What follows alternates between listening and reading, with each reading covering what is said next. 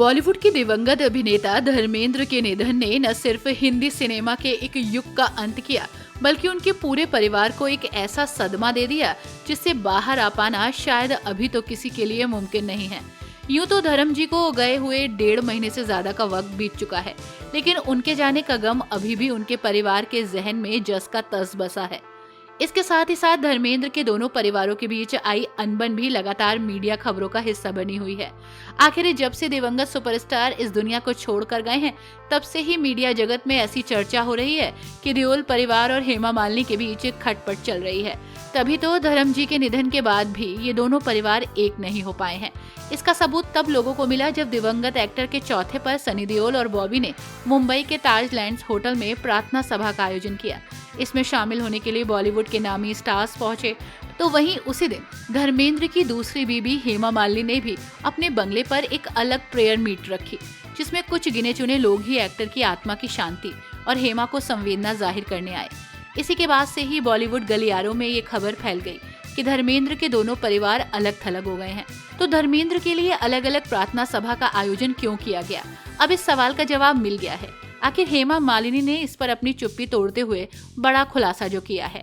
दरअसल धर्मेंद्र के निधन के बाद नए साल में अपने पहले इंटरव्यू में हेमा मालिनी ने जीवन भर के साथी को खोने के दर्द, उनकी बीमारी के दौरान मीडिया की अटकलों से हुई परेशानी, अलग अलग प्रार्थना सभाओं और उनके लोनावाला फार्म हाउस से जुड़ी बातें बताई हैं। एक्ट्रेस और सांसद ने एक इंटरव्यू में कहा, हमारा साथ समय की कसौटी पर खरा उतरा। ये असहनीय सदमा था जो कि बहुत भयानक था, क्योंकि 1 महीने तक हम उनके बीमार रहने के दौरान संघर्ष करते रहे। अस्पताल में जो कुछ भी हो रहा था, हम लगातार उससे निपटने की कोशिश कर रहे थे। हम सब, मैं, ईशा, अहाना, सनी, बॉबी साथ साथ थे। पहले भी कई बार ऐसा हुआ था कि वे अस्पताल गए और ठीक होकर घर लौट आए। हमें लगा कि इस बार भी आ जाएंगे। वो हमसे अच्छे से बात कर रहे थे। मेरे जन्मदिन पर उन्होंने मुझे जन्मदिन की शुभकामनाएं भी दी। उनका जन्मदिन 8 दिसंबर को था, जब वो 90 साल के हो रहे थे और हम इसे अच्छे से मनाने की सोच रहे थे। तैयारियां चल रही थी और फिर अचानक वो हमें छोड़कर चले गए। उन्हें इस हालात में देखना बहुत मुश्किल था। किसी को भी इस तरह की स्थिति से नहीं गुजरना चाहिए। इस बातचीत में उन्होंने उस बारे में भी बात की जब धर्मेंद्र की याद में अलग अलग आयोजित प्रार्थना सभा रखी गई और इस बारे में अलग अलग अटकलें लगाई गई। तब ये सवाल भी उठाए गए कि सनी, बॉबी और उनके परिवार ने प्रार्थना सभा में हेमा मालिनी और उनकी बेटियों को नहीं बुलाया। इस मुद्दे पर सीधे जवाब देते हुए हेमा ने कहा, ये हमारे घर का निजी मामला है। हमने आपस में बात की। मैंने अपने घर पर एक प्रार्थना सभा रखी क्योंकि मेरे करीबी लोग अलग हैं।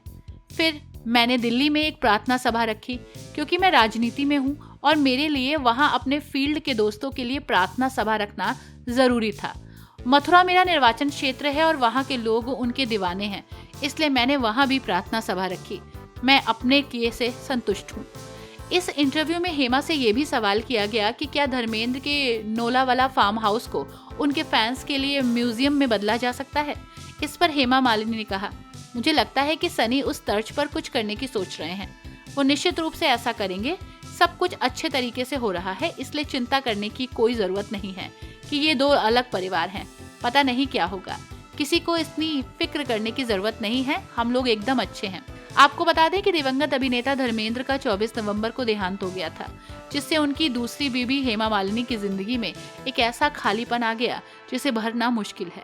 हालांकि अब नए साल 2026 की शुरुआत के साथ ही एक्ट्रेस धीरे धीरे काम पर लौट रही हैं और अपने जीवन को फिर से पटरी पर लाने की कोशिश कर रही हैं।